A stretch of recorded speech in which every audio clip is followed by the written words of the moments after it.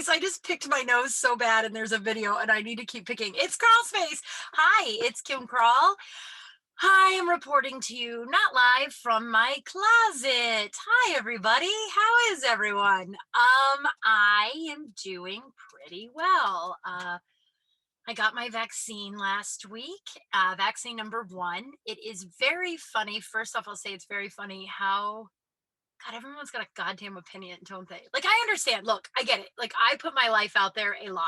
Like, a girlfriend of mine was like, I don't get that much unsolicited input from as many people as you do. Like, you get like a lot of people and strangers will DM you and like give you like, or even just like mere acquaintances. I don't know what the fuck that means, but like will DM you with like opinions about what you do. And she's like, that doesn't happen to me. And she's a comic too. And I was like, I think it's because our brands are different. Like, I really put my life out there. So I think when you put your life out there, the way I do, people think like, oh, I mean, it's not, I think it's like, oh, we're more friends than I am fan. You know what I mean? And like, I like that. I'm fine with that.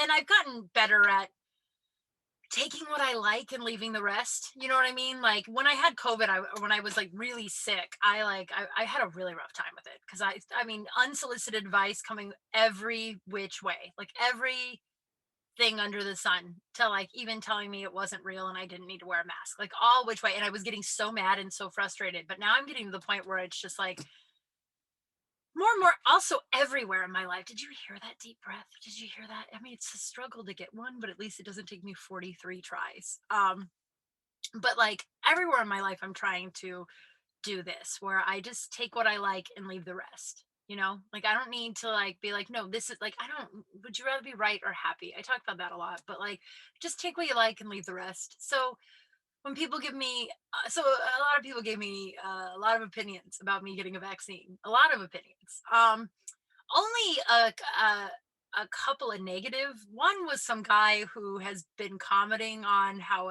a mother was killed by a vaccine in the middle of Utah or some shit. I don't know. And she left kids behind. And then he then messaged me a bunch and was just like, pray for her kids. Like all about it was, I don't know. Finally I was like, do we know each other, sir? And he was like, I'm a single man from Illinois. And I was like, there it is. All right. Well, I am going to just not respond to you anymore. I don't know why I engaged. I apologize. Um, but like, and then one kid from my high school who's just, I don't know. He's most of the stuff he says, I leave the rest.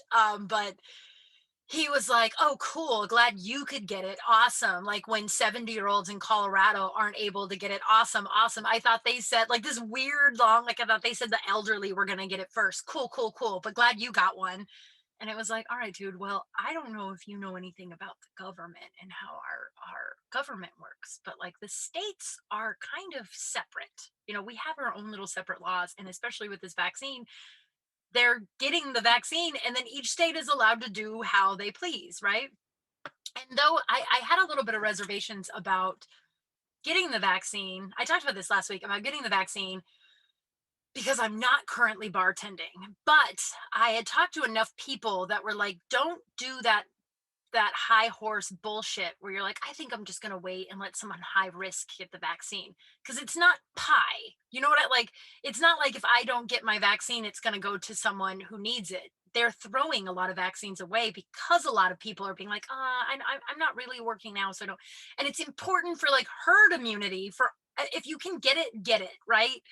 Um, so a lot of people were just like one woman was just like, I don't know, like I don't feel good about lying when like someone, and I'm like, I didn't lie. Like they make you prove, like they like, I had to bring 3 W-2s proving I worked in the food industry. And like, and it's so funny, the one that they like really that they took that were like, all right, that one looks like a restaurant. Because most restaurants have like companies or groups that like an LLC or whatever that owns them. I don't if that's not right. I literally don't care, but I think you know what I mean. But they have like a different company name that owns them.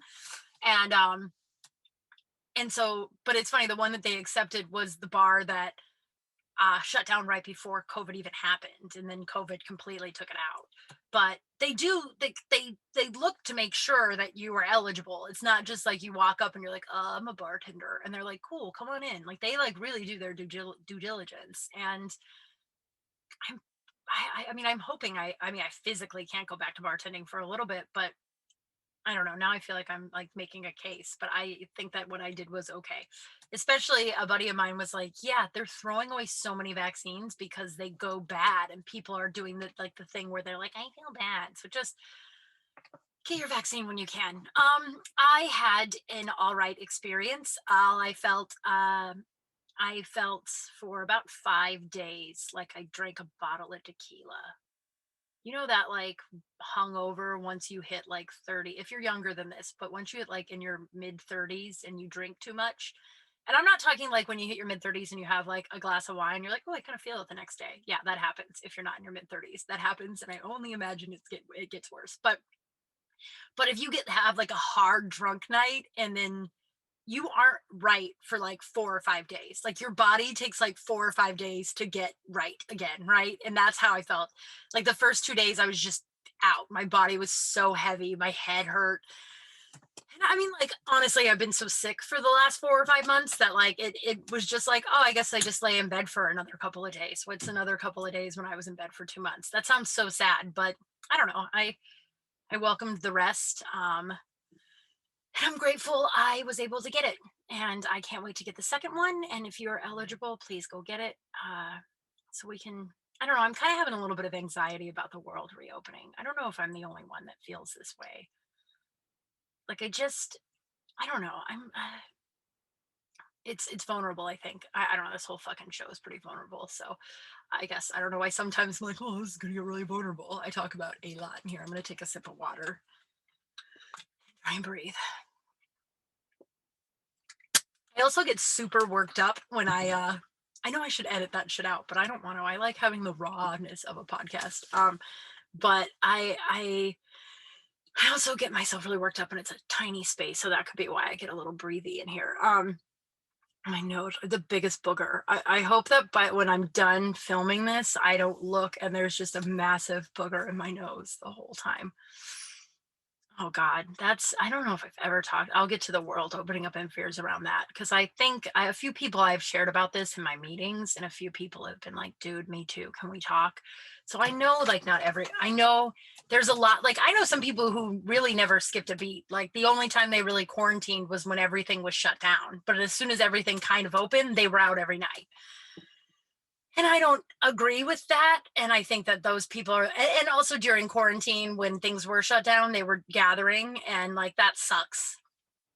And it's just like, I mean, I don't know what to say to that. Like at this point, like if you don't understand that those actions were detrimental to a lot of people like me, who my life is very, very different. And I don't know how I'm going to be affected forever with this thing. So like if they don't see how that their actions of like not being able to be alone and staying in one place affects everybody else, I don't know how to talk to those people. Like so I know, I mean, I don't mean like I'm done, we're done, but it's just kind of like but the booger thing really quick. I don't know, this is like one of my most embarrassing moments of my whole life and I think about it all the time. So when I was in high school, I was a cheerleader, right? I was a cheerleader. I wasn't a cool cheerleader, so don't. I was very gangly, awkward, super flat chested, and missing a lot of teeth. Just two, really just two, but they were like the front two, like two of the front two, so they were like important ones. And it's like I had like a bridge that would pop out, and then when I got braces, the a tooth was on the braces, but like and it'd be one thing, like I know people who had these missing teeth too, who were like, really weird about it. And then when I met them, I'm like, oh, sometimes do you take them out and put them on your head? And they're like, no, I don't take my teeth out and put them on my head. And I was like, what is the point of having false teeth if you're not going to be funny about it? You know what I mean? Like, like if you have something like that, why wouldn't you take full advantage of being funny with it? So I wasn't a popular cheerleader at all. Like, truth be told, I look back and I admire that young woman, that young girl, young Kim, for trying out for the squad for 3 years. I admire her because I wasn't popular. I was super nerdy. None of these girls were my friends.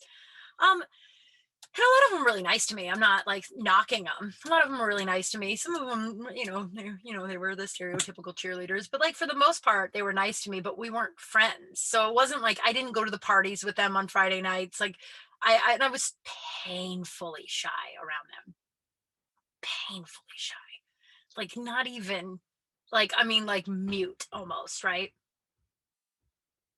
Oh god, my cat, every time he poops, he pounds on the wall for like 6 minutes. And when I'm in here, it like scares me because I'm wondering if someone's pounding. I'm like, oh yeah, Henry's pooping. And then he gets out of the litter box and he like meows as loud as he can, and then he takes off running into a random direction every time. Every time he poops. Every single time. I should video it. I never think about it until it happens. And it scares me every single time because it's like boom, boom, boom every time. So like I wasn't ever invited to like the popular parties or whatever. Like I was just really gangly and awkward, and like and it wasn't all their fault because there was one girl that came in and she was like not she was an outsider too, but she came in and like embraced it and became best friends with everybody, and then like got like then they set her up with like a football player, and now they have like 6 kids together somewhere in like Denver. And they're like the happiest cute, I don't know if they're happy, but they're like the cutest little family. And it's like, but I remember watching her being like, how did she do that? And it's because like she was like, hi, I'm a normal person, and I was like, I don't know how to talk in front of you guys. And so I wasn't popular. And so during homecoming week, so homecoming week in high school is like a big deal, right? So the night before homecoming week, all of the cheerleaders and the dance team all came to the high school and like decorated it like crazy for homecoming week, which is like spirit week or whatever. And we all come and it's like a big slumber party. You like go to the high school, you decorate, and then you also have when you're a freshman, you have a big sister on the varsity team, right?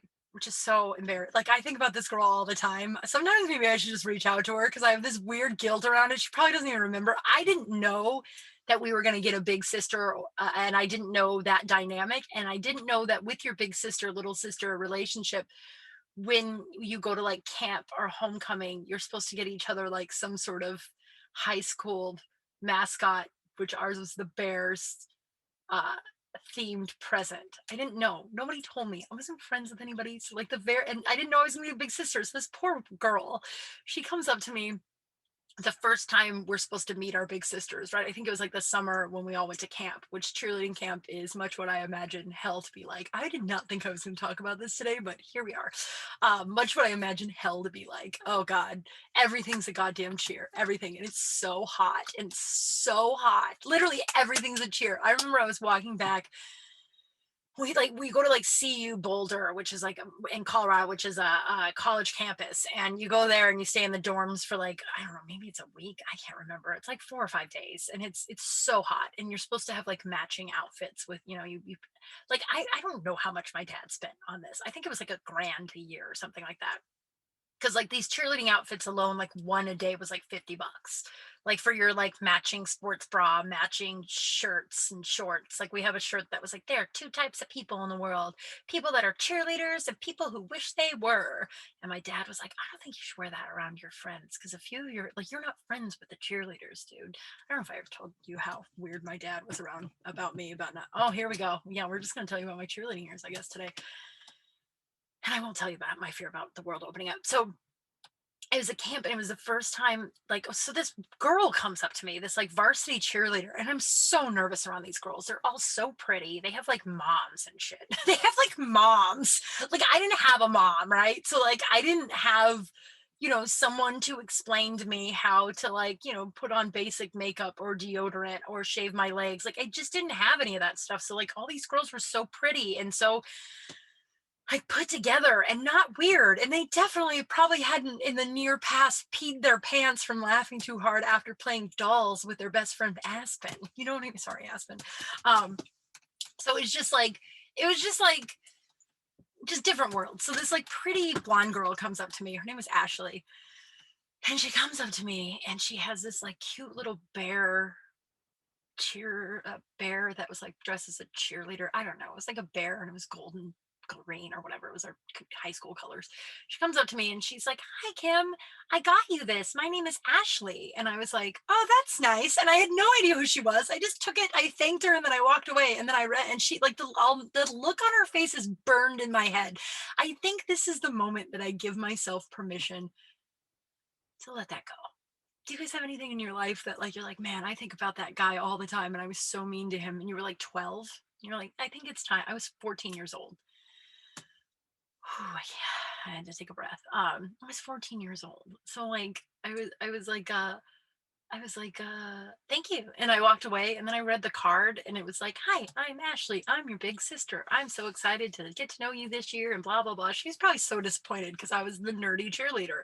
And then I asked my other friend who was kind of a nerdy cheerleader, who was also a nerdy cheerleader. Unfortunately, she quit the squad midway through the year. So then I just had no one that was the nerdy cheerleader.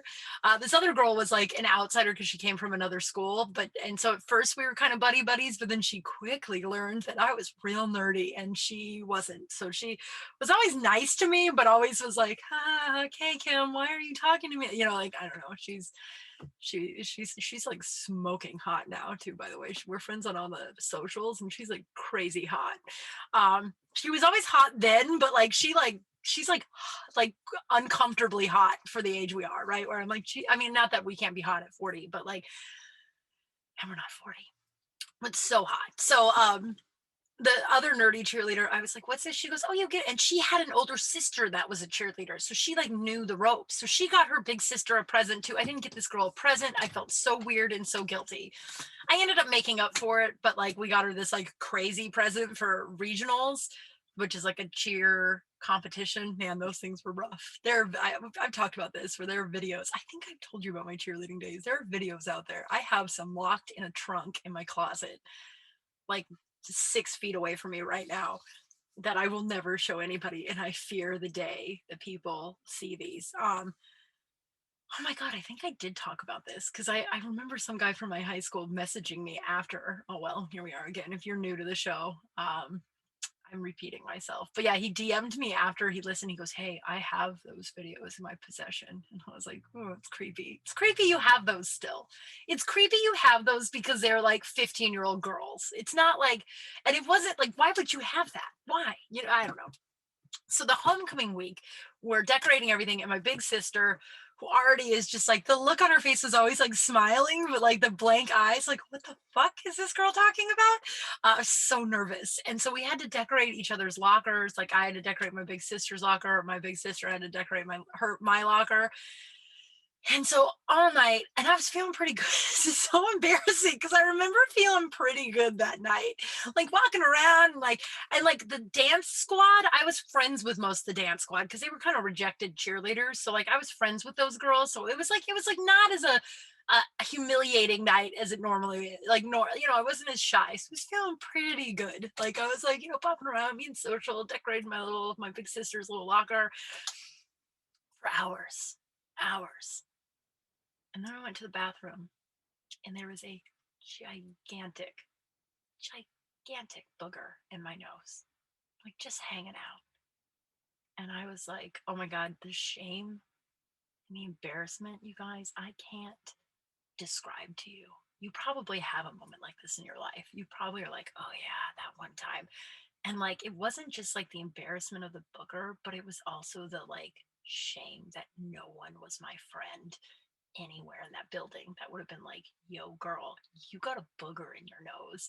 Because those girls were so crass with each other. They would do that for each other, but they weren't my friends. They weren't not my, yeah, they weren't my friends. I was on their cheerleading squad and they were nice to me enough, but like, oh God, I guess I can let that go too. I can let that go. So that's what this reminds me of. I feel like I have a really big booger in my nose, and I guess I could look at the video while we're going, huh? Yeah, everything seems to check out. I don't know. What are you gonna do? I'm a human. Uh, Man, those days the cheer, but much like hell. So like the cheerleading camp, I like everything was a cheer. So fucking hot too. So fucking hot. And you're just like sweaty. And I was such a flat chested girl. Like I don't have big boobs now, right? But like I mean I was like a wall. Like I was like a fucking board. And we're all sitting around. We had to wear these sports bras too. The whole experience was just so humiliating. And we're all standing around and like the girls are like, oh my god, my boobs look so, and they all have boobs. They all have big ass boobs because you know the cheerleaders are all fucking prima donna, hot like sex bots at like 15, and we're all like, they're like, oh my god, my boobs look so small in this sports bra. Oh my god, my boobs look so small in this sports bra. I was like, yeah, my boobs look pretty small too. And then they all just like looked at me and looked at my boobs, and then it got really uncomfortable, and then the conversation ended, and everybody went out to the hell hot time, and I was like, oh yeah, because I don't even have boobs. I mean, I'm talking like I hadn't even started developing yet, which was a whole other set of. That's why I have a personality. I think because I don't have teeth. I didn't have teeth, and I was flat chested. That's why I have a personality. You know, like I didn't. I not that the pretty girls back that grew up. I don't know if they have personalities or not. I'm not really friends with a lot of them. A lot of them have unfriended me because the whole Trump situation. What are you gonna do? You know, good riddance, I guess. But not I guess for sure. But like, yeah, and then everything was a cheer. Everything. I remember I was walking back to the dorm by myself, and I was about to open the door, and I heard people behind me, and they were like, HOLD, hold that door, and I was like, what the fuck? And they were like, hold the door. And like they had all these movements, and I was just like, they're asking me to, why don't you just ask me to hold the door? Why don't you just, I don't know. It's much what I imagine hell to be like. That, and I used to work at Hotdog on a stick.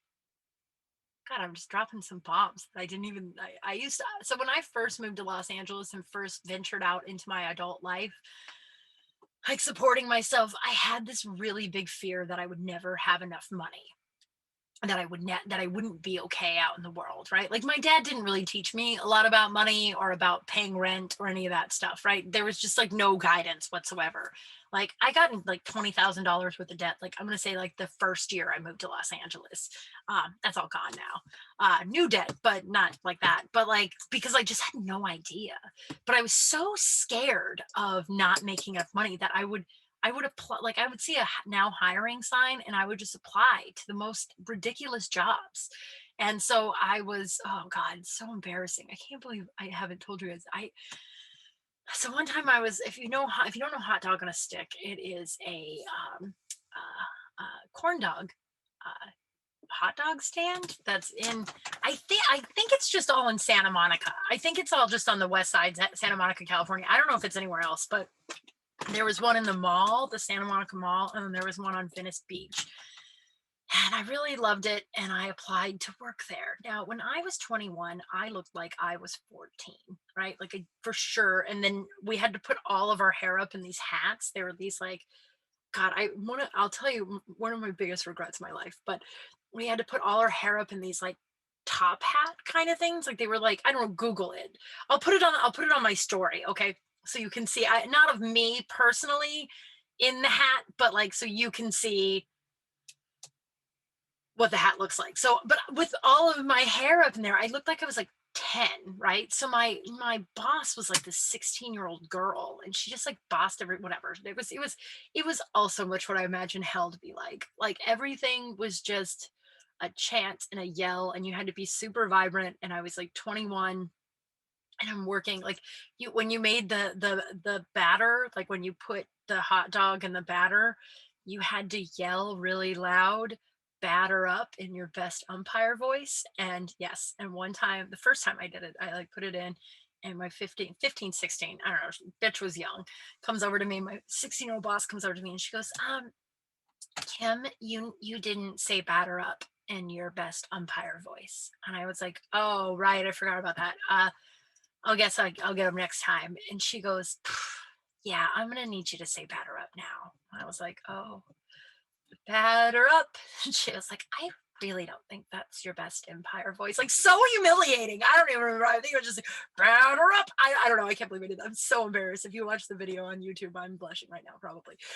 And so like that was, and then when you had to make the lemonade, there was like this big, because it's like freshly squeezed lemonade. The place is delightful, by the way. Every time I go over to Muscle Beach, I have to get like $25 worth of hot dog and a stick. It's so bad for you, but they have like fried cheese, hot dog, I don't know, freshly squeezed lemonade. It's delightful. So if you're ever in Venice, California, or Santa Monica, California, fucking go. It's so good.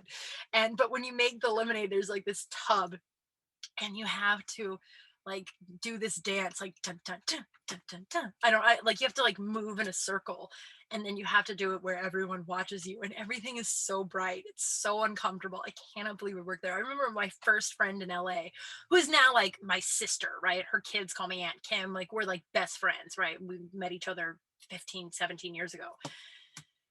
And her and her roommate came to visit me one day just to point and laugh, because it was like me adult working with like 15-year-olds, and I'm taller than everyone, and it's just, oh god, it's so bright and everything has to be so loud.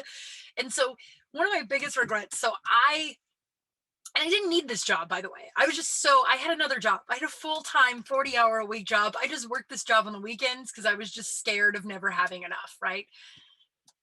And so and I have no idea where that money went, by the way. Like, no one ever taught me about money, about savings. If you have kids, fucking teach them about that shit. You know what I mean? And I don't mean being like, make them pay rent when they're like 10, but I mean like, teach them the value. My dad used to be like, I never really, I really, you don't know the value of a dollar. That my dad used to do these things where he would like roast me for not knowing stuff. Like, Kim can't cook, she can barely boil water. And I'm like, you're literally the person that had to teach me all those things. Like, that was literally your job. So then making fun of me years later into adulthood that I don't know the shit that you were supposed to teach me is very weird. And it never dawned on me until like a couple of years ago, and he's way dead. So like, you just gotta kind of let that shit go, right? But he was always like, you don't know the dollar, you don't know the value of a dollar. And I didn't, because no one taught me. Anyway, so I didn't need this job at all. I had walking pneumonia. It was like a Saturday, and I had to work, and I had walking pneumonia, and I tried to call out, and my boss, my 15, 16-year-old boss, was like, no, you need to come into work. And I was like, I don't know, man, I'm pretty sick. And she was like, I don't care. Do you want to keep your job? And I'm a people pleaser, afraid of authority figures, right? Grew up in alcoholism. And even if it's 16-year-old boss at the time, now I'd tell the girl to fuck off. But then I was way deep in my adult child growing up in dysfunction shit, right? I hadn't even looked at any of it. I hadn't even been to an Al-Anon meeting. I didn't even know my dad sexually abused me at the time. I was so in denial about everything, right? I was 21. And so I was just like, oh, I don't want to upset my boss. So I walked in there. This was actually one of the first times I like stood up for myself as an adult, which I think about, and one of my biggest regrets in my life. So I walk in, and I'm so sick, you guys. Like, I'm like doubled over sick. Like, I can't, like, have you ever had walking pneumonia? You shouldn't be handling people's food in a mall, right? And so I'm like doubled over sick, and I was like, girl, like, I'm sick, like, I have like pneumonia, like, I'm like, I shouldn't be, I need to be in bed. And she was like, "Ah, well, you won't be out in front with everybody, but just like go in the back and like wash dishes and like prep.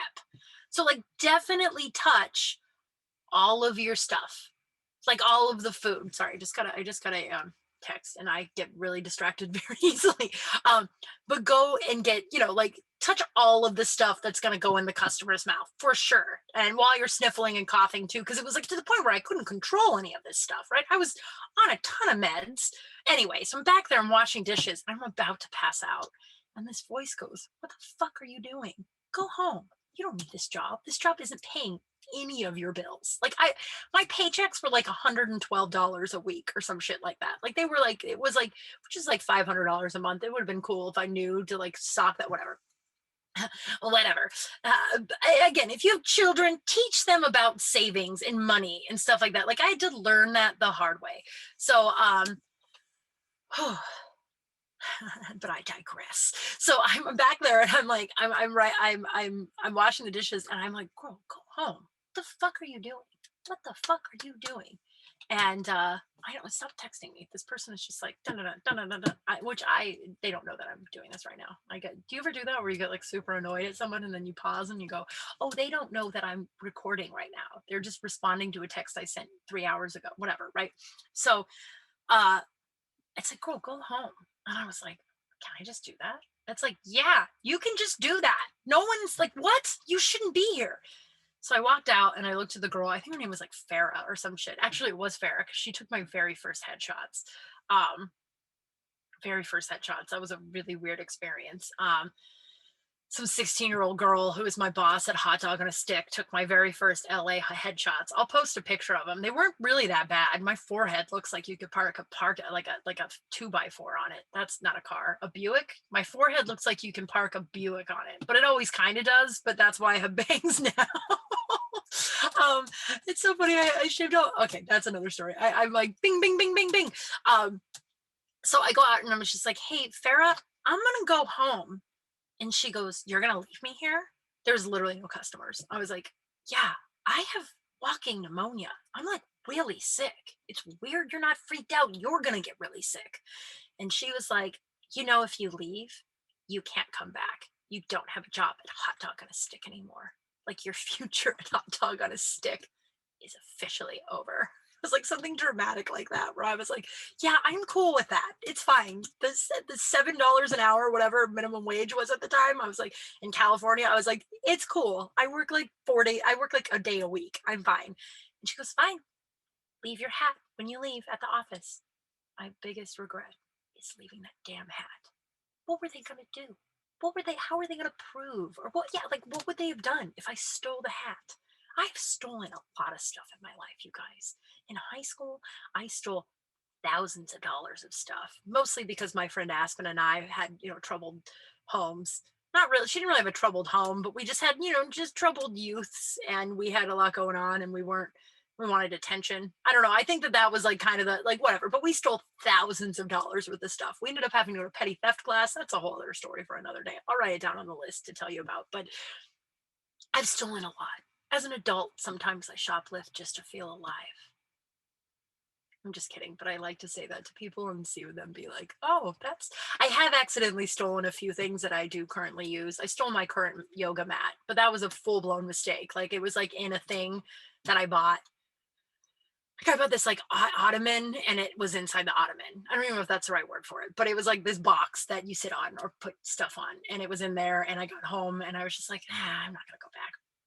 A lot of people had opinions about that too. A lot of people told me I was going to straight rot in hell for keeping that yoga mat. But it's been 10 years and I've been doing yoga consistently for 1 year.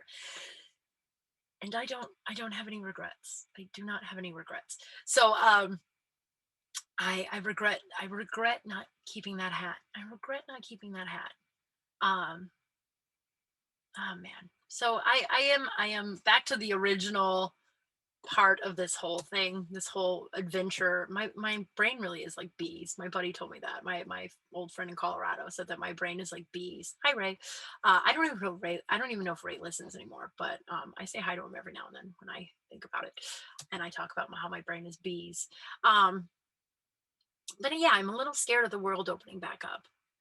I I did a lot of I've done a lot of growing in this last year. Like some people in this pandemic, everyone reacted to it differently, right? Some people completely shut down. Some people, didn't really give a fuck at all, and traveled around the country. You know who you are.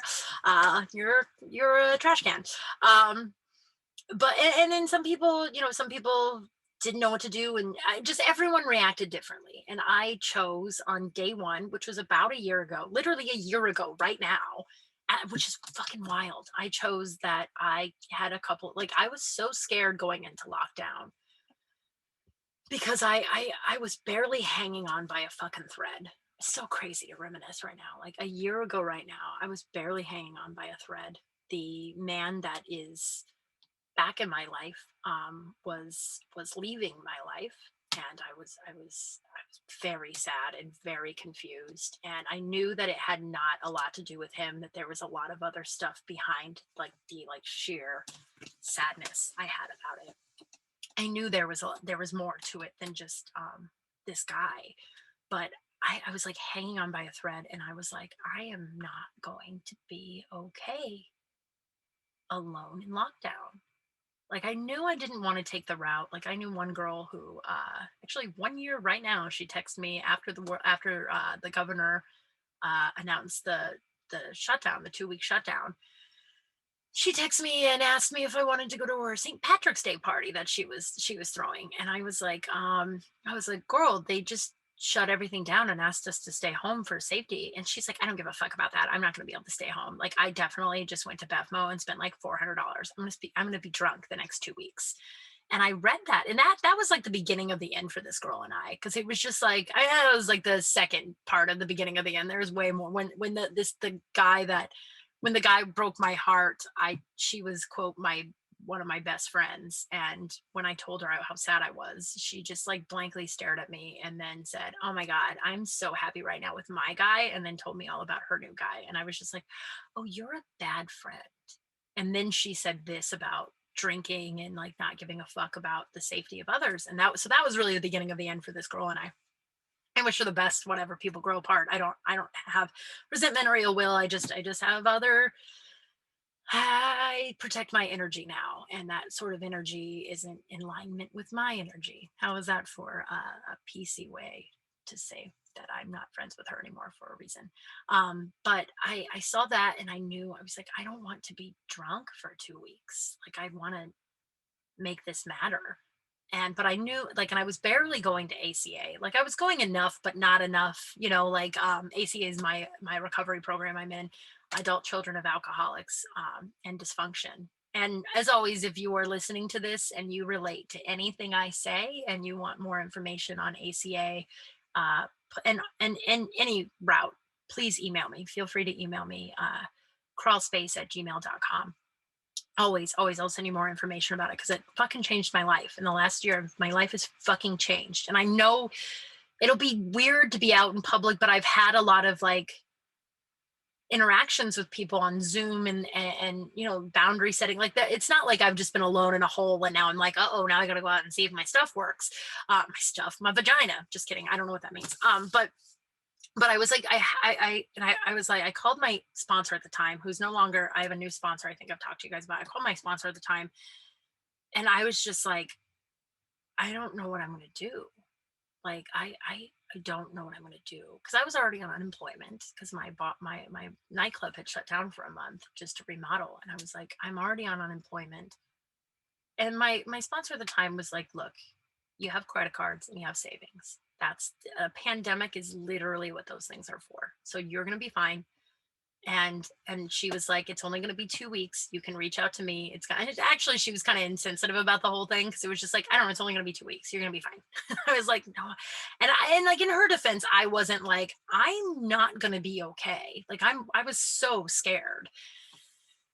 And then by the grace of my higher power, God, whatever you want to call it, I don't want to alienate anybody by using the word God, because I know I felt that way when I would be listening to something like this. And I didn't, that language freaked me out a little bit. It doesn't now, but it did then. But my woman in ACA of a meeting that I sometimes went to, but hadn't been to in a long time, messaged me and said, hey, we're moving this meeting to Zoom. Would you like to go? And I was like, oh my God, yeah. And so I went to that first meeting, and then they started a daily meeting, and I dove into healing a lot of stuff that happened to me as a kid. A lot. And I'm so grateful. I am so grateful that I had the time and space to really, it's been so painful, but I didn't have to do it while like bartending or like, doing comedy and like all these obligations and all these dreams and all this stuff. Instead, I was able to just like mourn and grieve some really fucked up shit that happened to me as a kid. And I know people who have like stuff they need to work on, and they go, I'd rather not do that. I'd rather, yeah, I know it happened, but I don't want to talk about it or look into it. I'm just gonna, I don't know. bury it, call a sidekick. I can't say the word sidekick. Sidekick? I'm all for sidekicks. Don't get me wrong. I know I kind of make fun of them every week because the whole Tyler and the cat last week so fucking funny to me. But like, I don't know, or just like, oh, I did a meditation and I was told that this is something I need to look at. But like, I already know I need to look at it, so there's no reason to like like open it up and be sad about it. And it's like, actually, yeah, you gotta feel that shit in order to heal it. That rhymes. I didn't mean to, but I'm such a different human, and I've let go of a lot of people, and and things, and like I don't it doesn't sound fun for me to go get a drink with a friend right now. That doesn't sound fun. You know what sounds fun? Going on a beautiful walk with a friend, or like a meditation thing, or visiting a museum.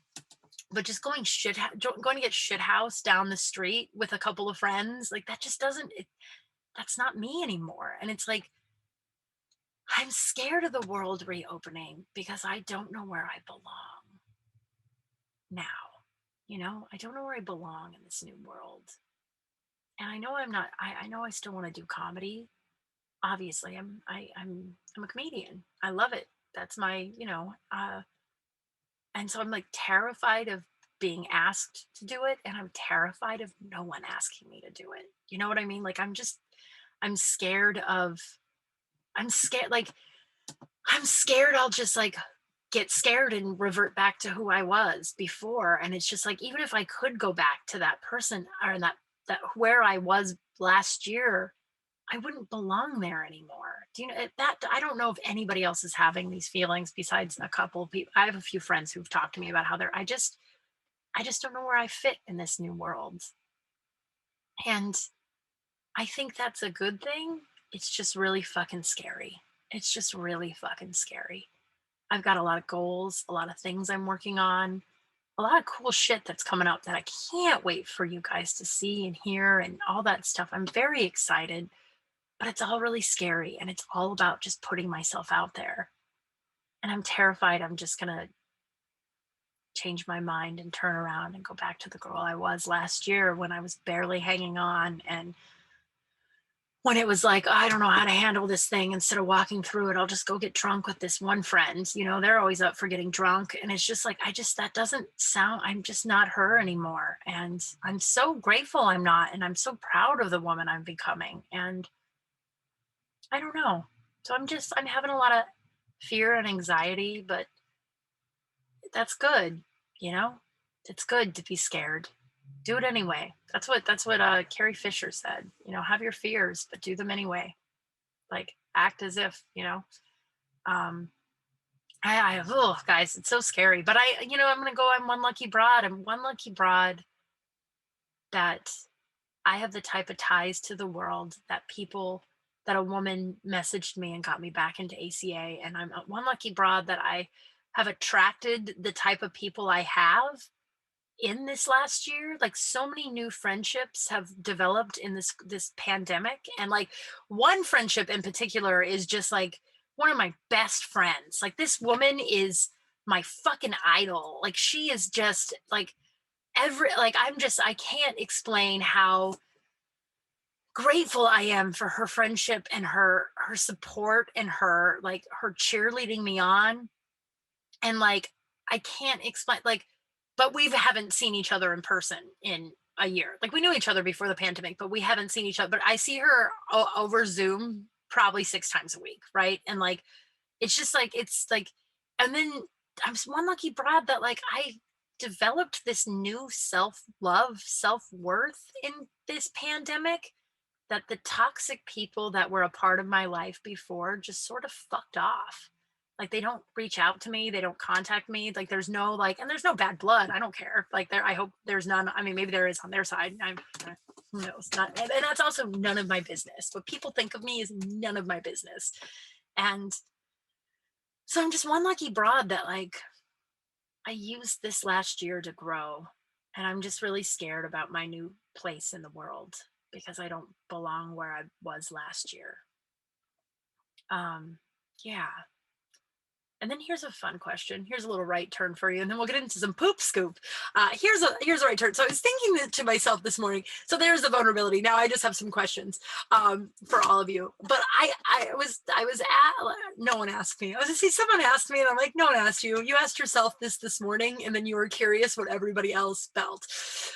So when I say someone asked, I mean one of the voices in my brain, which I call the committee, right? Because there's a ton of fucking voices, and they are all very loud, and a lot of them talk a lot. And part of my journey is getting them to shut the fuck up while I, just try and, that makes me sound crazy.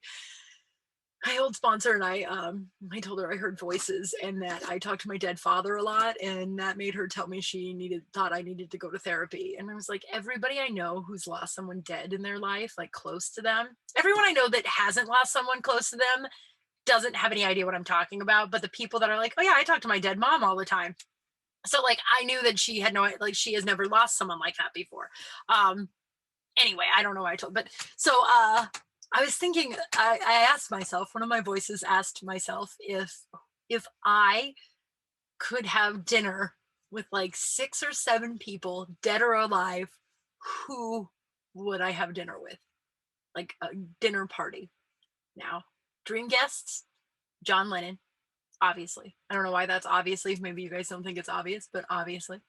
Um, The Obamas, just for sure. The Obamas. Like I'm about to read President Obama's book, A Promised Land, and I checked it out from the library, and I've been waiting for 6 weeks for it to become available. I don't know why I just didn't buy it. I was my first library choice, and then it finally came available. So I'm dropping all my books, and I'm reading this immediately. I love him.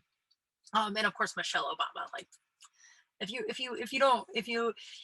don't like Michelle Obama, you're a racist. That's all I have to say. Like you may not agree with her politics. That's a thing. Like I understand that's, some people don't think that people should have basic human rights, but and that's a whole other set of things. But she is an elegant fucking woman. She is beautiful, elegant, and gives a fuck about the world. She wants to change and save the world. God, I love a Michelle Obama.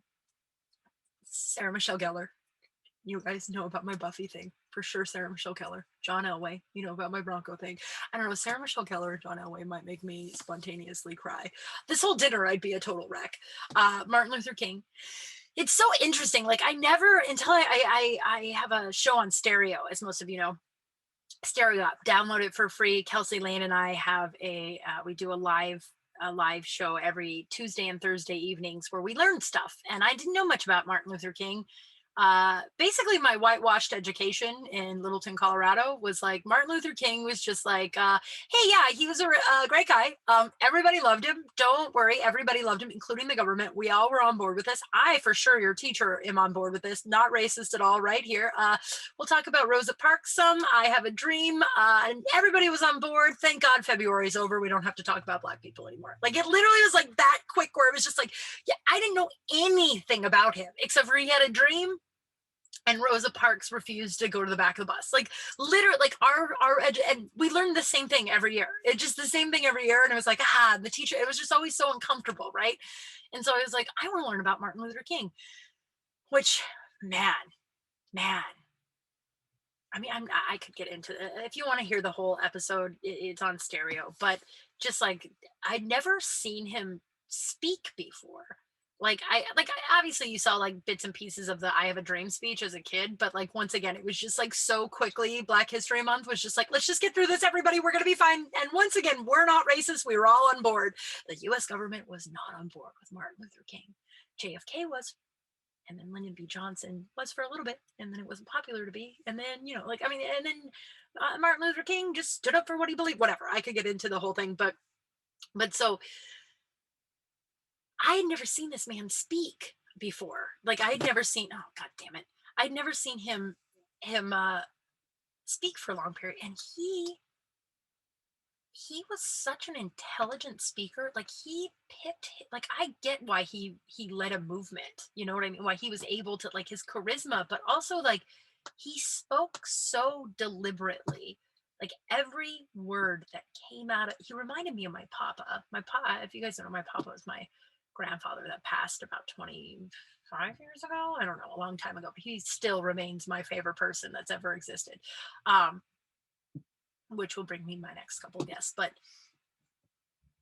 just the deliberateness of Martin Luther King's speech or speeches, and even when he was just talking like in regular conversation, it was just all, and it was like mesmerizing. I watched a couple of documentaries and I just watched how he was just fucking mesmerizing. I would have followed that fucking guy. You know what I mean? Like, so Martin Luther King, my grandparents, my grandma, my papa, those two people raised me. Like, I had a really fucked up childhood, dude, like a real fucked up one. And those two were around and were a genuine light in all of it. And I believe that like anything that's good inside of me is because they loved me, and they were my favorite. I was their favorite. They were just really, really special human beings. And they, I don't know. I think the only reason why I don't have like a needle in my arm and I'm not way more fucked up than I am is because those two people were my second parents. So they would be at the dinner, and then Billy Shears, aka Paul McCartney. Yes, I said Billy Shears because Paul McCartney died in 1966 and he was replaced by Billy Shears, Paul McCartney lookalike. And it was only supposed to be a couple of weeks, but then he was kind of a better Paul McCartney than regular Paul McCartney. I know everybody who hears this usually like dies out of room every time I talk about how I believe that Paul McCartney died in 1966. Look, Paul McCartney number 2 is basically Paul McCartney because he's been Paul McCartney longer than Paul McCartney number 1 was. So I'm not saying that the guy we know is Paul McCartney is a fucking fraud. I'm just saying he wasn't originally born Paul McCartney. And if you want more information on that, I think I'm going to do a bonus episode where I talk about this, because I got a lot to say. And I clear a room.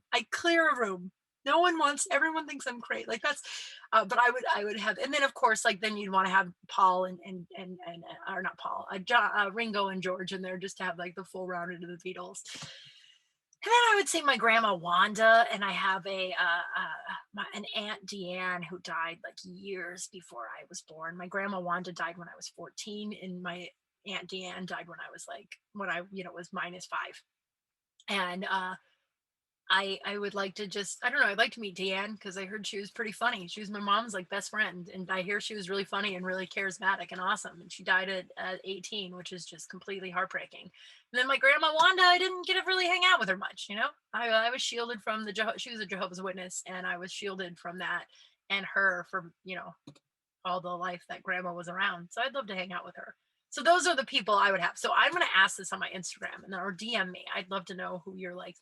Pick like 10 people. I think I picked 10. I don't know how many people. I went off on a couple of tangents about Martin Luther King and Billy Shears. So here we are. Here we are. I don't know why I'm like, let's see here. So now, you guys ready? Ready for a little poop scoop? I like blew out my toilet poop scoop booty. I blew out my toilet at like 2 in the morning last night, like where I woke up and I was just like, oh, my stomach hurts really bad. And you're like, oh my God, this isn't the poop scoop. I'm just updating you on my bowels. On my bowels. I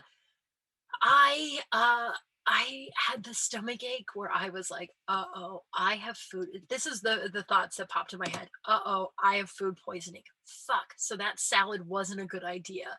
3, food poisoning usually makes you drop about 5 pounds. And I've gained like 7 pounds not being able to really do anything active the last 4 or 5 months. So I was like, ooh, well, I lost a bunch because I couldn't really eat the first 2 or 3. And now it's hard for me to do a lot of active stuff, whatever. So first thought was, fuck, then, oh no. And then, oh, maybe some upside. But no, it was just one and done. I sound way too disappointed that I didn't have food poisoning yesterday. I'm not. I just thought this was a good time to tell you guys about my bowels. So I am going to read Roger Powell's Poop Scoop number 3 story. Once again, he sent me outline, table of contents, and then there's some visual aids. Like this is why Roger Powell is one of my best. This man's my family. Like he's one of my best friends in the world. Top 10 favorite people. Every time I tell him he's one of my best friends, he lets me know that I am not one of his, which I know is a bold-faced lie. That fucker loves me. Fucker. I don't know why I called him that. I love you, Roger. And he also titled all of the Poop Scoop stories. You ready for this? I'm stoked. Okay. This one is called Bobby's Car. In college, my nose is so runny. Okay, in college, and this is the first time I've read this, remember, and also before I start, If you want to send me one of your poop scoop stories, please send it to crawlspace@gmail.com. KRALSPACE@gmail.com. I have a backlog now. So if I don't get to you, and then soon I will get to you, I promise. And I also am going to mix in a few others, and I'm not just going to tell Rogers like 30 stories he sent me, because I realized then that makes people not want to send me stuff. So please send me your poop scoop stories, and they can remain anonymous. Roger has given me permission to use his name. If you are like, girl, I'd like to tell you about how I shit my pants, but I would prefer you not to use my name, I will not use your name. So please, please, please send me your poop stories. I love that I get to live a life where I get to ask lots of strangers and friends to send me stories about how they poop their pants. Living the dream, just a dream. Wow, I just reflected on that. Okay, this one's called. Oh yeah, and also I've never read this. I like to read them spontaneously live so you can hear my real reaction. So I'm a terrible reader out louder, and here we go. Bobby's car. In college, I went to visit my friends at Townsend University. I slept at my buddy Bobby's place.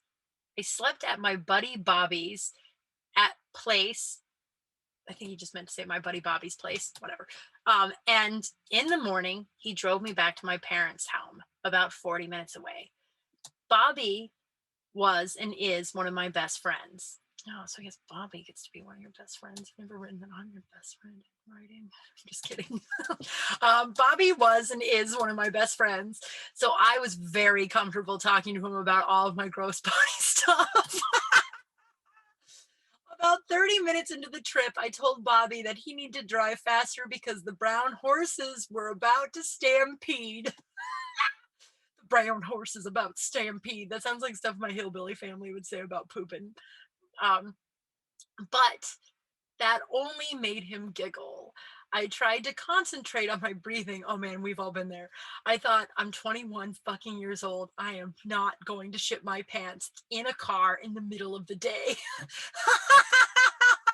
Like, it's like, I'm not shitting my pants, especially in a car, especially in the middle of the day. If I'm gonna put my pants, it's gonna be in the middle of the night and in my bed. Like, where there's no place. And also, the older you get, the more likely you are to poop your pants. Most of my pooping pants story. No, I guess my first one was in 21. Okay, and it was no, it was enchilada related. Okay, but I love that.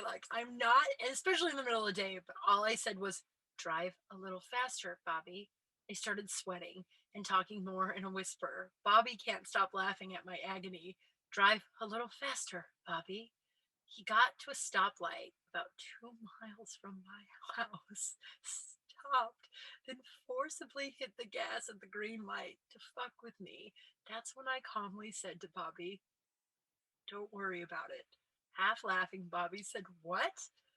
Don't worry about it. I looked down sheepishly. I looked down sheepishly. Now Bobby is in full blown hysterics. Did you shit yourself? I nodded and said, yep, I shat my pants. Take your time. Damage is done, Bobby. At least it was in Bobby's car. Serves Bobby right. Bobby should have sped up. Bobby got me to that last mile with tears coming out his eyes from laughter. When I got home, he parked and turned off the car. Where are you going? I asked. Bobby struggled to respond through laughter. I have to see how you're going to navigate this part. I was thinking that too, like, what are you gonna do? And then your parents, he probably loved their parents. And I get it. It was hilarious. He followed and got to watch me walk into my house, down the stairs, and into my bathroom with a full load in my pants. I thought I could hear him still laughing after he left my house and was driving away. Oh my God. How did Rod? I think Roger's the only person I know that has this many shit stories as I do. Oh my God. Oh, it's so funny. I love that he's like, I kind of want to see how this plays out. Oh my God. I'm so happy right now. All right, you guys. That's the show. All right, you guys, on that note, that's the show. Thank you for listening. Thank you for going on this journey. If you guys if you guys get a moment, please subscribe, rate, review. I'm gonna read one of my reviews every week. I like to do this. If you get, it takes just a few minutes, and it just means a lot to me. And it also, I guess iTunes is kind of switching around how they're doing downloads and shit. That's why my downloads are off, I guess. I don't know. I'm just gonna keep recording and not quit. Like, I was like, oh my God, is it over? Is the rain over? Should I quit? But then I'm like, no, why would you quit? Just keep going, whatever. And also the world's opening back up. So people will probably listen a little bit less, like right on the dot, right? Whatever. But if you get a second, please leave a review. It just means so much to me, and it really helps get my podcast out there. This review is from one of my favorite people who is part of one of my favorite couples who has a podcast that I was on twice, and it is amazing and hilarious. And these two are awesome. The podcast is called The Sex Actually Podcast, The SAP. Dave Neal and Tasha Courtney, go look them up. It is such a good podcast. I mean, they've been doing it for like 3 or 4 years. They have like 500,000 downloads or some shit like that. Like, they have like a crazy amount. Then they're so delightful. Dave is now doing a YouTube channel. His YouTube channel just like blew up about I just licked the microphone. He like rates the fucking Bachelor or Bachelorettes, and he just hit like 20K subscribers. They're fucking great. They're also, to boot, like two of the nicest human beings I've ever met in my life. Very talented. Just go check them out. But Dave wrote, Crawl Into My Heart. We love her. I don't know. It doesn't show the whole thing, but I think they love me. I know they do.